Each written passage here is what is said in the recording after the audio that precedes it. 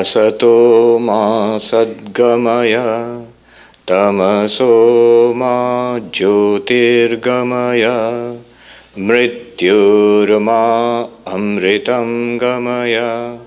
Om Shanti Shanti Shanti. Good morning, everybody. And it's wonderful to be back in sunny California. It's hot in New York, and in summer the center is closed. So in the summer, traditionally the Swami travels. And they were joking in New York. The Swami is trying to beat the New York heat by going to California and Calcutta. And they were saying, that's the way to do it, Swami. Words of our imagination. I was looking for a quote to suit this subject, and I found an incredible quote from none other than G.K. Chesterton. He says, how much happier you would be, how much more there would be of you if the hammer of some higher God were to smash your little cosmos. The hammer of a higher God would smash our little cosmos. This is what I call worlds of our imagination. What am I going to talk about? There is actually an old text of non-dual Vedanta called Panchadashi, which means 15 chapters on non-dual Vedanta. In the 4th chapter, it talks about the creation of God and our creation, Ishvara Srishti and Jiva Srishti, the duality projected by God and the duality projected by us, Ishvara duality and Jiva duality.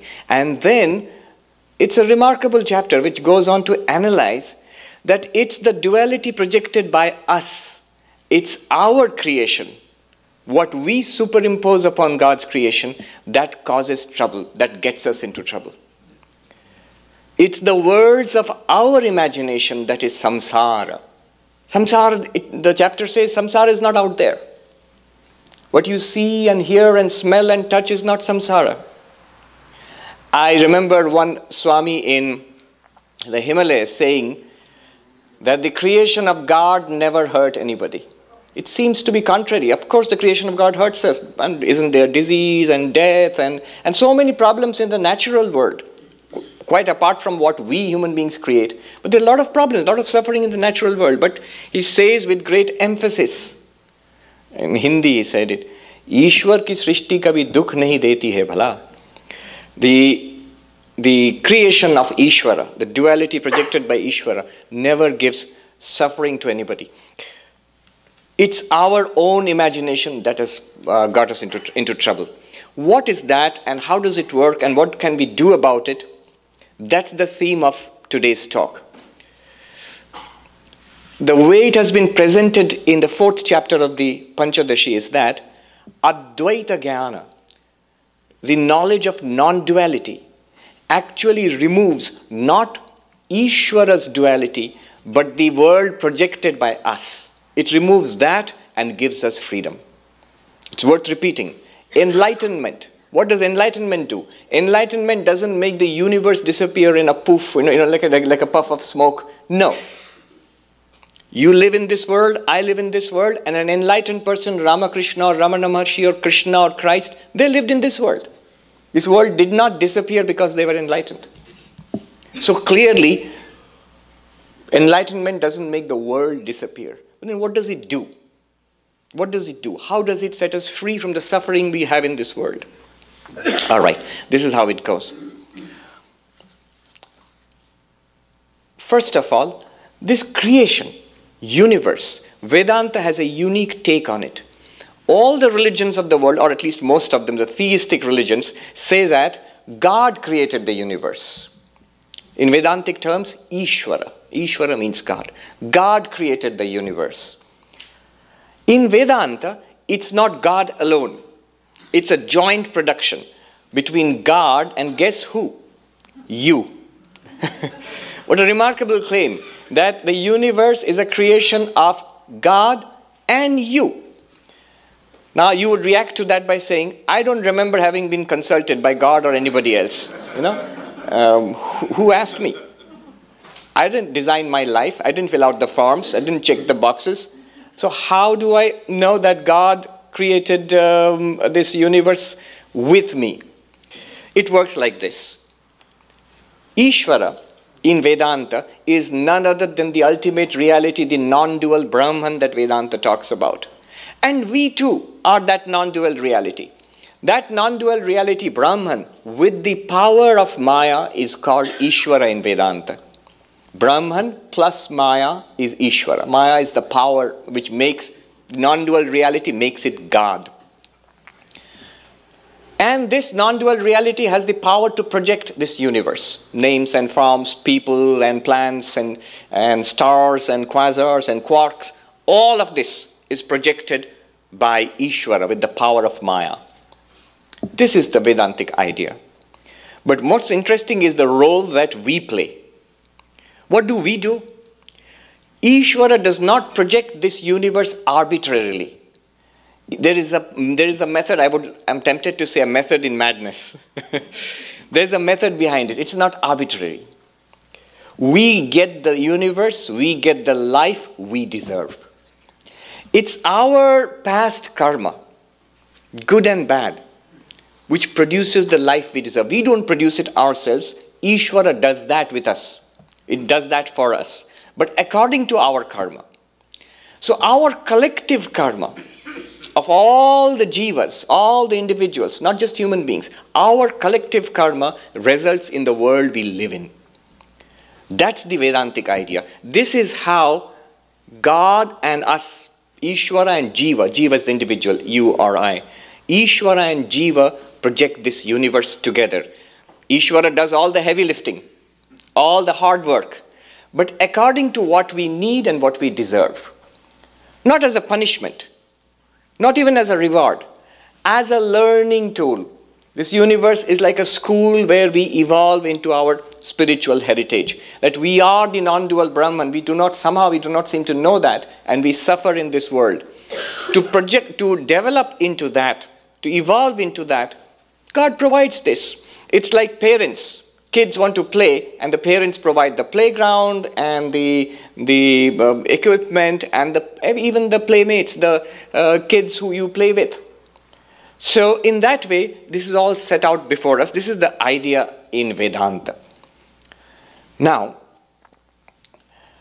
the way it is so designed is, we react to God's creation in different ways. Where does our samsara come in? First is, we have forgotten. One effect of Maya, one effect is to create this universe, but another effect of Maya in Vedanta, it veils. It veils the reality from us. The reality is that there is one existence, consciousness, bliss right here, right now. We do not recognize that. We do not know that. We do not feel it. It veils the reality from our vision. And then what happens? We, none other than that same Brahman, we, having forgotten our Brahman nature, find ourselves as a body-mind, as this individual made of the elements. You know, the ancients talked about the sky, the earth, and fire, and water, and air. And the body made of these 5 elements, this is before us in our awareness, and we get identified with it. This is who I am. And if somebody points out, what's this? I'll say, this is me. Who are you? I am this. And what is this? This is me. This intense identification. And then when we take our stand in this body, in this mind, and look out upon God's creation, then what happens is, some things seem nice to us. The air-conditioned room seems nice to us. The hot sun outside does not seem nice to us. For consciousness, hot or cold does not make a difference. But if you are embodied in a body, it makes a big difference. A few degrees temperature here and there, and life would be unsustainable on Earth. The global warming and all that. So, when you are set in this body, certain things seem pleasant. Nice food seems pleasant. Stale food seems unpleasant. It's because we are set in this body and identified with the mind. People who are nice to you, seems nice. We feel good about it. People who criticize you, say nasty things about you, we immediately have an unpleasant reaction. So set in this body and mind, we have multiple reactions. The author, Vidyaranya, he gives the example of a gem, but it was 700 years ago in India. So you would give gifts of gems maybe to people. Nowadays you give gifts of gadgets, iPhone. Let's take an iPhone example. Instead of, I'm nothing against Android, by the way. Let's take that example. The same iPhone, to the person who gets it, who buys it or gets it as a gift, is a source of joy, of pleasure, maybe pride. And to the person who did not get it or buy it, is a source of envy or irritation or disappointment. And to the person who is not interested, it might be a monk who doesn't need iPhone, or it might be a person who lives in a very primitive culture who doesn't even know what a phone is. To him, it's just a little bit of plastic, shiny bit of plastic. So to a person like that, indifferent, doesn't make a difference. So the author says, our reaction to God's creation is priya. I like it. I want it. I would like to have more of it. Apriya. I dislike it. I hate it. I want to get rid of it or never come in contact with it. It could be a person, it could be a thing, it could be a job, it could be a food, it could be anything. I dislike it. Apriya. Or upeksha. Upeksha means indifference. It makes no difference to me. I have no particular emotional reaction to that particular thing or person or job or place. These are the three reactions. Priya, apriya, upeksha. I like it, I dislike it, I'm indifferent to it. And all three are fundamentally misguided. You know why? Because if it is true that everything is Brahman, why would one particular appearance of Brahman be beloved to you? Why would one particular appearance of Brahman be unpleasant for you? Or why would you be indifferent to another appearance of Brahman if you knew that all of them are in reality Brahman? Are you with me? That from a non-dualistic point of view, I like this, I don't like this, I'm indifferent to a third thing, all of it is misguided because we do not see the non-dual reality behind all of them. Note how saints and sages of different cultures and religions had this, what is unfortunately translated into English as same-sightedness. Sounds like an ocular defect. Samadrishti. Friend and a foe and a person whom that person does not know, all are equally beloved to the saint. The saint does not particularly like anybody, particularly dislike anybody. Anybody who particularly dislikes another person is not a saint, not a spiritual person. So, how can they do that? Some persons are nice, some persons are obnoxious, some persons are indifferent. Then how can you have the same reaction to everybody? Because the saint sees through. The saint does not stop at the skin, does not even stop at the behavior, does not even stop at our language, sees through and sees a spiritual reality, a divine reality within all of us, which we miss. We don't see that. We have a reaction of priya, apriya, upeksha. Another example he gives is something that's familiar to all of us. The author says, imagine a lady in a family. She is a daughter to somebody. She is a wife to her husband. She is a mother to her child. She is a sister-in-law. She is a sister, and so on. She is a colleague in her place of work, and so on. And to many others, she's a stranger. They don't know her at all. The same person. He gives an example of the same person who evokes completely different reactions in different people. These reactions belong to the worlds of our imagination, what Chesterton calls your little cosmos. Your little cosmos. And now, the next step the author takes is, this is the source of our trouble. It's not the sky or the earth or the fire or the water created by Ishvara. What is created by us, the layer we throw upon God's creation, that is the source of our trouble. And he goes about proving it in a remarkable way. He says, Consider this example. Nowadays, philosophers call them mind experiments or thought experiments. But it's interesting that 700 years ago, this philosopher says, consider this example. It's a nasty little example, but let's consider it. He says, imagine there's a person whose son lives in a far land, in a distant land. And remember, this is way before internet and telephones, and 700 years ago in India, distant land. And a liar comes and tells this gentleman, your son is dead. Whereas the son is actually not dead. Immediately this person suffers agonies.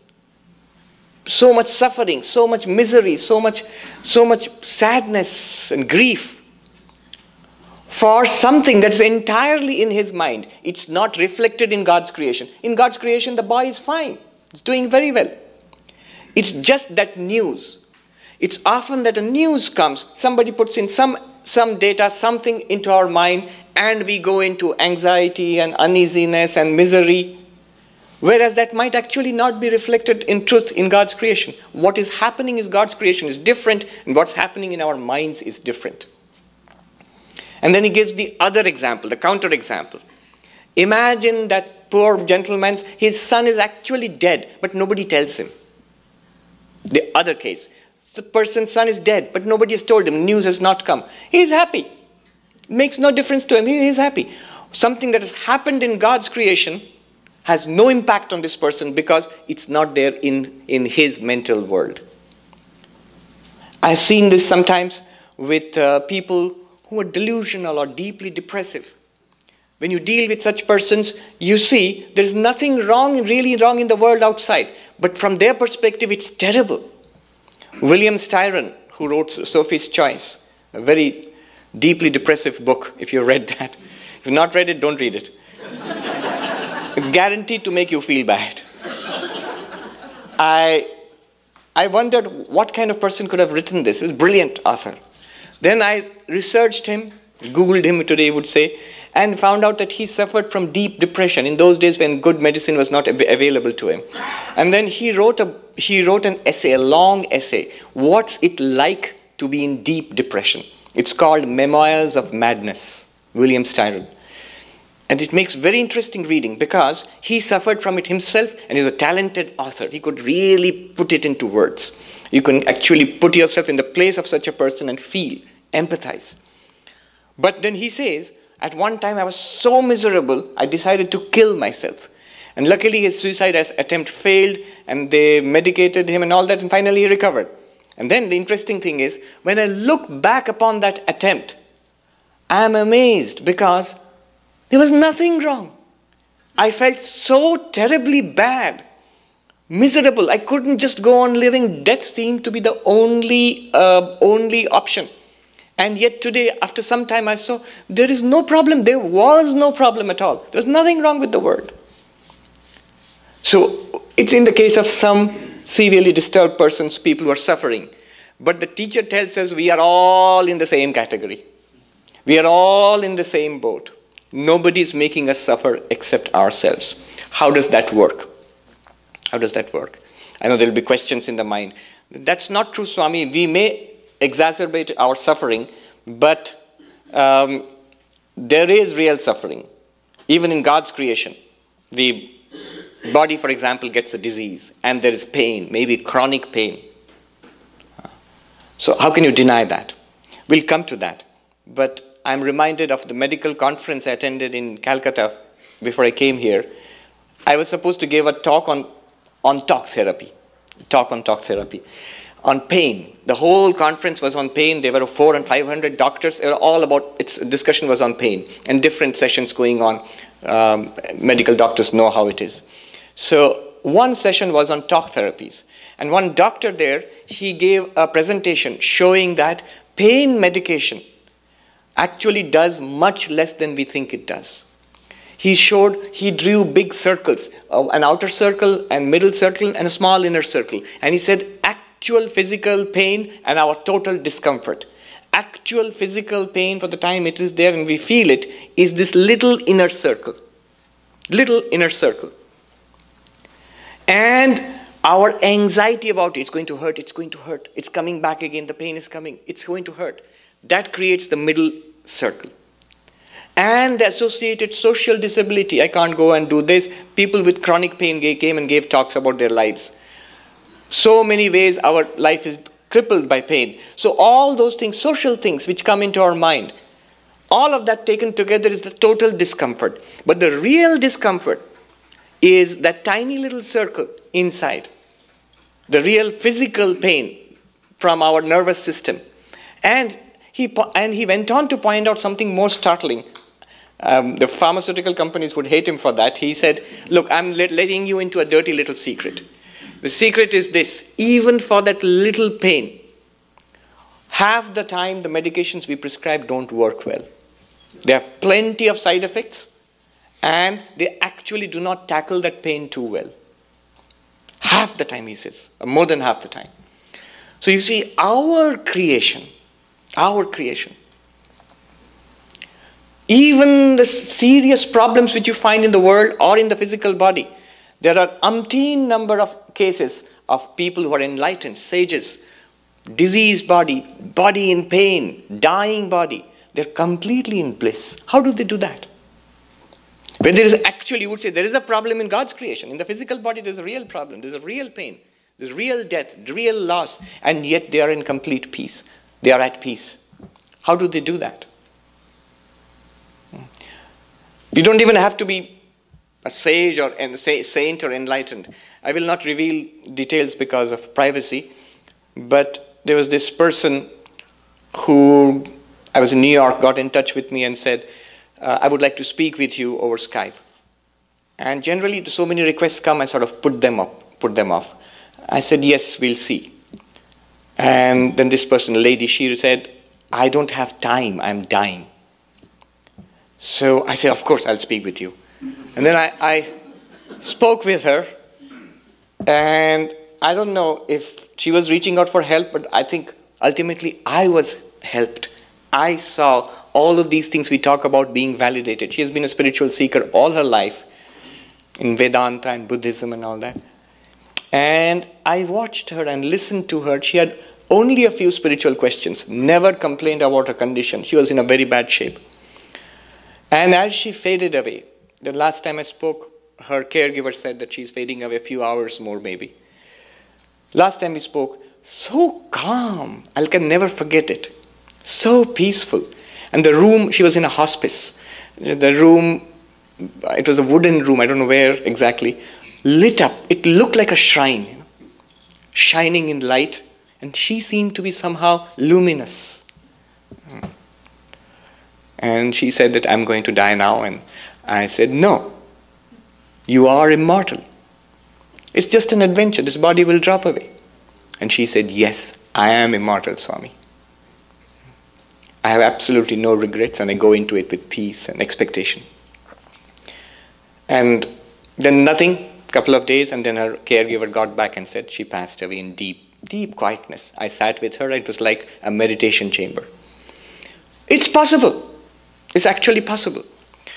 So what the teacher demonstrates here is, it is in our mind, like the person who got the wrong information that his son is dead, reacted terribly, broke down. The person who did not get the information that actually the son was dead did not react at all. So it's in the mind. Now, what do you do about it?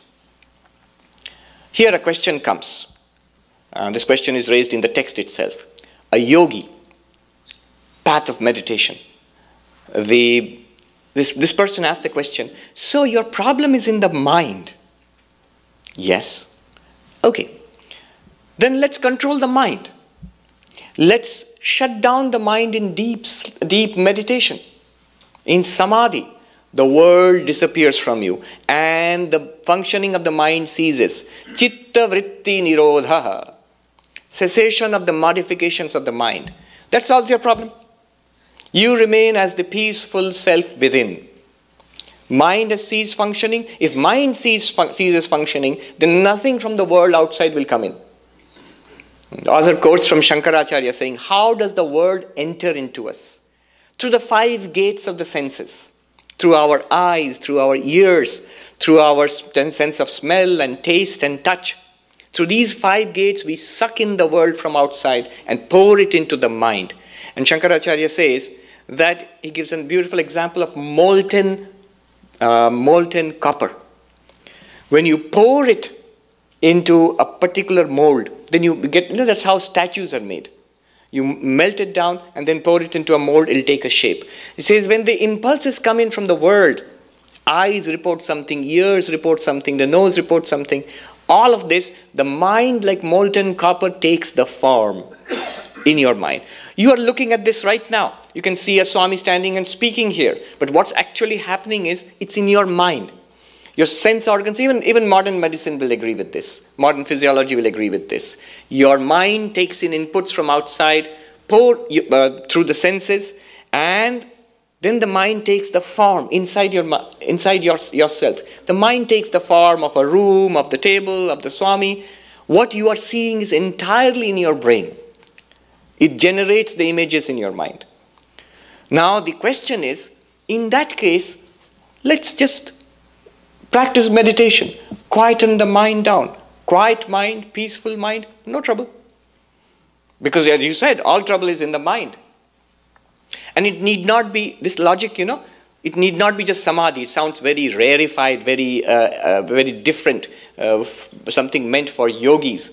But the same logic works for people who are, for example, alcoholic.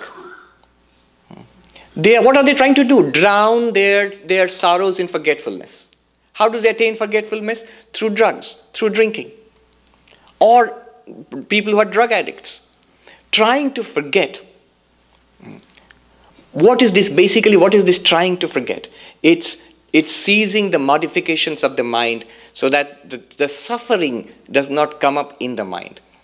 This is what is meant by, what the yogi tries to do through meditation. Meditation is a very rarefied spiritual way of doing it. And drugs and alcohol are a very short-term, self-defeating way of doing it. But basically the logic there is the same. The world is troublesome. I don't want to bring the world into my mind. To which the non-dualist replies. First of all, he says, this method will not work. Whether you are in deep meditation or whether you drink yourself into a stupor, you're going to wake up. You're going to come out of meditation, you're going to come out of that stupor, and the world is still there. This world is still there, you have to confront it. Even the greatest of meditators who might stay in samadhi all life long, what will happen in the next life? Open your eyes and there is the world again. It won't work. Running away will not work. Avoiding will not work. We must confront reality as it is. The crucial verse which follows this, the yogi says, okay, what do you recommend? The non-dualist says, what will work is non-dual knowledge. I am Brahman. And all of this which I experience is none other than Brahman. I indeed am all of this, the good and the bad and the ugly, whatever I see in front of me, all of that, I alone am. This knowledge of non-duality, one reality everywhere, inside and outside, that will solve your problems. Recognize the Brahman behind the appearance. Don't stay at the level of the appearance. Now, a crucial question is again asked by the opponent. And the answer, this forms the nexus, the cornerstone of today's talk. The answer which will come. This opens the door to enlightenment. The question here is, crucial question. And the answer is very interesting. The question is, oh, you are saying samadhi and all those things will not work. Only non-dual knowledge will work, that everything is one Brahman. There's no difference anywhere whatsoever. It's all Brahman. That knowledge will work. Yes. Then the person comes back with, it will never work. Why? Because open your eyes, my friend. Where is non-duality? It's all duality here. It's all duality. There are people, there are differences, there is good and there's bad. How can you deny the evidence of your eyes? The only way is to erase this in meditation. If you have got an experience of duality, how will you get knowledge of non-duality? You see the question. If you see the question that I'm seeing this world, and I'm seeing good, I'm seeing bad. even if it is only in my mind, but that's my experience. Where is this precious non-dual existence, consciousness, bliss of yours? Nowhere in sight. This is the question. Are you with me in the question? Now, the answer is very interesting. He says, I'll quote the original verse and then we will spend some time on the answer. The non-dualist replies to this. Anivrite api isha srishte dvaite tasya mrishatmata buddhva brahmadvaitam bodhum shakyam vastu ekatva vadinaha. He says, we who are non-dualists, who recognize the oneness of the universe, vastu ekatvavadi, those who say there is one reality, even without erasing the creation of Ishvara, even without erasing this creation which you experience, even without erasing it, we realize the duality to be an appearance. It's not real. We recognize, we experience the duality, but we recognize this is an appearance. We recognize the oneness behind this duality. And our attention is always on the oneness, not on the apparent duality. It's not on the good, not on the bad. It's the same existence, consciousness, bliss, which appears as the good or the bad. It's not on the high or low. It's not on the rich or poor. It's the one existence, consciousness, bliss, which is appearing in these ways. You may say that sounds pretty cool, but how does it actually work? It's like this. Suppose I have a pot in my hand, a classic example in Vedanta, because mostly I think they had pots in ancient cultures. Yeah, I mean, if you go to an archaeological site when they're digging, what do they find? Pottery, yes. So pot, you have a pot. And it's a pot, you can clearly see it. You call it a pot, you can put things in it, use it like a pot, and it's shaped like a pot. What else could it be? Now, we are told, it's a pot, don't worry about it, but it has a cause. There's a material out of which it is made, and the cause is clay. The cause is clay. Look for the clay. Where is the clay? Where is not the clay? The top of the pot is clay and the bottom of the pot is clay. The sides are clay. Inside it's clay. Outside. In fact, the pot is through and through clay only. Yeah, that's true. So, take one more step. You agree that it's only clay and nothing but clay? Yes.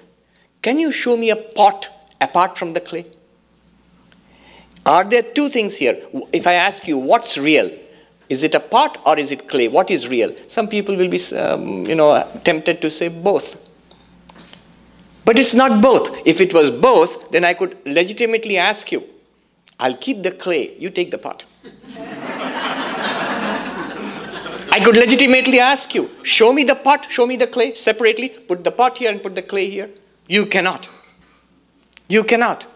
Because the pot is nothing but an appearance of the clay. It's been shaped in that form. It's a form. It's a name. And it's a particular use. You can put things in it. But once you recognize the cause is clay, the substance is clay, the reality is clay there, you know it. Even after knowing it, it doesn't prevent you from calling a pot a pot. It doesn't prevent you from putting things in the pot. It doesn't look any different.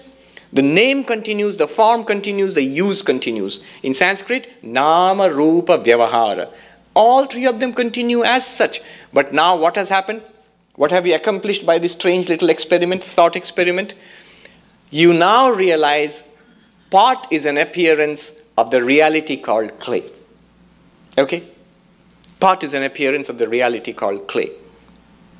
Here there is one reality, existence, consciousness, bliss, of which this universe is an appearance. Once you recognize that reality, it's not that the universe will disappear. God's creation of this universe will continue. But you recognize that through and through, all of it is in reality, existence, consciousness, bliss.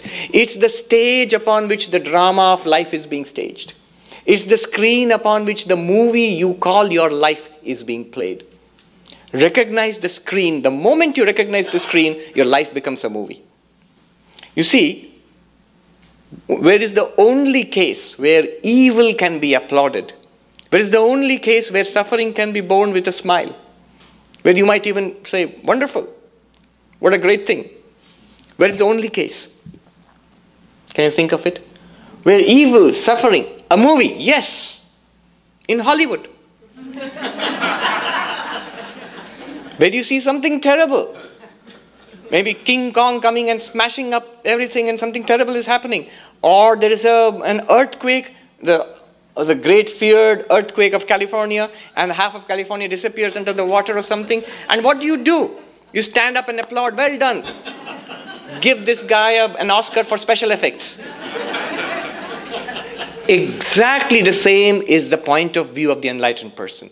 That will be our point of view. An enlightened person sees this world. And you see, and the enlightened person goes, how wonderful. What a creation. One existence, consciousness, bliss, and yet appearing as stars and planets and people and suffering and joy and pain and pleasure. Bravo, good job. Give God an Oscar. There's actually such people.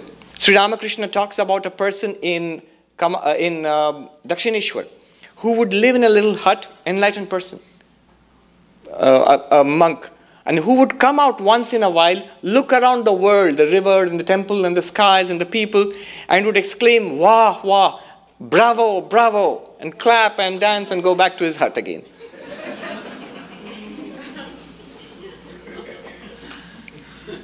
You see, what happens after enlightenment, three possibilities are there. Swami Gambhirananda writes this. He says, once a person is enlightened, what is the attitude towards God's duality? Here, there's God's duality here. What's the attitude? Three attitudes could be there. One attitude is, I have realized Brahman is the only reality, existence, consciousness, bliss. I will remain immersed in that. I have nothing more to do with this world of appearance. Narendranath, Swami Vivekananda, when he first got Nirvikalpa Samadhi, Sri Ramakrishna asked him, so what do you want to do now? He said, I want to remain immersed in that. I want to remain immersed in that. Sri Ramakrishna scolded him. He said, fie upon you. I thought you would be like a great banyan tree under whose shade thousands will get comfort. And so Narendranath became Swami Vivekananda. Luckily, that's why we are sitting here today. If he had remained in Samadhi, good for him, but we would have been nowhere. That's one attitude, and that's not a bad attitude. It's a high spiritual attainment. The second attitude is like the man who came out and said, bravo, wonderful show. Is that person recognizes God's creation, but sees it as a magic show, Maya. The good and the bad, the evil and the nice, and pain and pleasure, all of that is a magic show to that person. And sees it all as bliss. Even the bad as bliss. Sri Ramakrishna dying of cancer, when Hari Maharaj asks him, how are you today, sir? I can't eat, it's so much pain. And then the young boy, Hari, says, cruelly one would think, pain? You are in bliss. I can see that you are in bliss. And Sri Ramakrishna bursts out laughing and says, the rascal has caught me out. He is into the secret. He's got it. Just a few days ago, we were reading a letter written by Swami Shivananda to one of his disciples, many, many years ago. Swami Shivananda was a disciple of Sri Ramakrishna. He's saying, the body is not keeping too well. My body is not keeping too well. But ever floats in my vision the one existence consciousness bliss. He says, by the grace of Sri Ramakrishna, the vision of the one existence consciousness bliss transcending this body ever is available to me. I pray to the Lord that he may grant you such a vision also. This seeing through to the reality behind, this is what gives us liberation. Then this world can continue. So this is the second attitude. And there is a third attitude of an enlightened person. Not remaining immersed in Brahman, not saying this is a magic show, but heart melts with compassion. That there are so many who suffer. If they only could get this vision, if they could only get enlightenment, the Buddha, the last temptation of Buddha was when Mara said, okay, you are enlightened. Now merge into nirvana. Why look back upon this world? Nobody is going to understand what you're going to say. Buddha said, some will understand. And then he turned and gave his first sermon in Sarnath. And that's how today we have Buddhism. So all the great spiritual masters of humanity are of the third category, that they shared their spiritual wealth with us. So these are the three ways an enlightened person can react. And all three are, of course, very great and exalted. Now, what do we do? This duality which we have created, the author says it's not all bad. It's not all bad. Our duality, the Jiva duality, is not all bad. He divides it into two categories. He says, this duality we have created, there's a spiritual duality and there's a non-spiritual duality. A spiritual duality and a non-spiritual duality. The terms he uses are cumbersome. Shastriya Jiva Dvaitam, which literally translates into scriptural, individual created duality, and Ashastriya Jiva Dvaitam, non-scriptural, individual created duality. But basically, let's put it this way. A spiritual duality and a non-spiritual duality. Both false, both projected by us. But the author says, here is a great thing to learn. One has to overcome and reject the non-spiritual duality, our own projection, and take the help of the spiritual duality, again our projection. Take the help of that and then attain enlightenment. I'll repeat that. Sri Ramakrishna put it in very simple terms. He called it Vidya Maya and Avidya Maya. Vidya Maya and Avidya Maya. The Maya of knowledge, the Maya of ignorance. This non-spiritual duality is the Maya of ignorance. What is it? Kama, passion or lust. Krodha, anger. Lobha, greed. Moha, delusion. Not seeing the truth for what it is. Delusion. Mada, pride and arrogance. Matsarya is jealousy, intense jealousy. These are all manifestations of non-spiritual duality. And he says the non-spiritual duality can also be divided into two parts. Intense and mild. The intense ones are these. Lust and anger and greed and arrogance and delusion and jealousy. And the mild form of non-spiritual duality is, sometimes the mind churns away. It's not that I'm angry or greedy or full of hatred. It's just the mind doing its thing. Churns away and all the time chattering inside and going on. Inconsequential. Thinking about the job, thinking about that person, thinking about this or that. But one thing it will not do is stop. It will not shut up. Now this chattering away of the mind, this is called mild non-spiritual duality. And both of them have to be given up. How do you give up both of them? He says, take help of the spiritual duality. What is spiritual duality? He says all the spiritual paths are open before us. Karma yoga, unselfish action in the service of God. Bhakti yoga, love and devotion to the Lord. Raja yoga, meditation, which you had rejected 2 minutes ago. He says meditation is very good. It's not real in ultimately, because only Brahman is real ultimately, but it's a spiritual duality. It will help you. And of course, the path of knowledge, the Vedanta which we have got here. All of this is useful for overcoming the non-spiritual duality. He makes a very interesting point. This world, my friend, you cannot erase. It's not your creation. It's God's creation. What can you destroy? You can't even destroy, even with all our machines, we cannot destroy the slightest piece of matter. He says, Swami, don't you know about atom bombs and hydrogen bombs? But they just convert the matter into energy. You cannot do anything in this universe, ultimately. You can just play with it. God has given it to us. You cannot erase this universe. There's no escape from this. God has given this to us. Number one. The second point he makes is, the author, very interesting. He says, you need not erase it.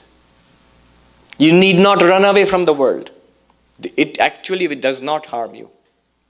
You need only recognize that the reality is Brahman in all of this appearance. You don't have to switch off the movie. Recognize it's a movie. It can't hurt you anymore. Recognize a movie for a movie. It can't hurt you anymore. How do you recognize a movie for a movie? You have become part of the movie. You have become too absorbed. Step back and see its pictures on a screen. Its pictures on the existence, consciousness, bliss, which you are, which I am. This entire universe is that. So you need not destroy this universe also. You cannot destroy this universe. You need not. You need not hide in deep meditation in a cave. And third, he says, you should not. Why? Because in this projection, in this duality, projected duality, there happens to be Vedanta and Vedanta society too, which helps us, with the help of which, with spiritual practice, religion, meditation, good works, the path of knowledge, spiritual teaching, the spiritual master, the Upanishads, all of this is available in this projected duality. And it's very useful for us. I remember even some 700 years before Shankaracharya, Nagarjuna, the great propounder of the Buddhist school of the void, Shunyavadi, in his text, Moola Madhyama Kakarika, there is a verse which says, truth is of two levels. One is what appears to us. He calls it samvritti. And one is the ultimate truth. What is the ultimate truth? He does not say it's Brahman, he says it's the void, Shunyam. But all right, the point he makes there is, samvrittim anashritya paramartham nadigamyate. Unless you take the help of this relative truth, the lower truth, the higher truth, the absolute can never be realized. This is false. This is an appearance, but you have to take its help. You have to start here. You have to begin at the beginning. And then you will realize that. If you dismiss it, oh, it's false, so why do I need it? I have to go to the roof. Why do I need a ladder? Roof is what I need. You need the ladder. You climb to the roof and let go of the ladder. The Vedanta says, Yatra Veda Aveda Bhavanti. Once you are enlightened, you realize Brahman everywhere. Don't need Vedanta. You don't even have to come and attend classes at the Vedanta Society. You have got it already. You may still retain Vedanta for your enjoyment and for the purpose of teaching others, but you don't need it anymore. You are not dependent upon it anymore.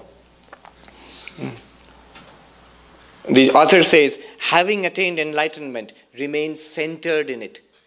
And he even says, don't read too many books after that. It's in the Upanishads that once you get this conviction, this clarity, stay there. Stay there. Don't go back to read more books and more lectures. So, at that point, then all the spiritual practices become useful. They are still duality, including the highest spiritual teaching of the Upanishads, still duality. And at one point, you have to let them go. You have to let them go. You can't cross a river and say, the boat helped me so much, I'll carry the boat with me. You cannot. You should not. It's like a person trying to do a pole vault, and says, oh, I have to go over that one. Why do I need the pole? First mistake. The second mistake is, I use the pole to go up there.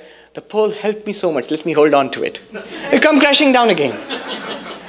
There's a time and a season to use the pole, and there's a time and a season to let go of the pole when you cross over.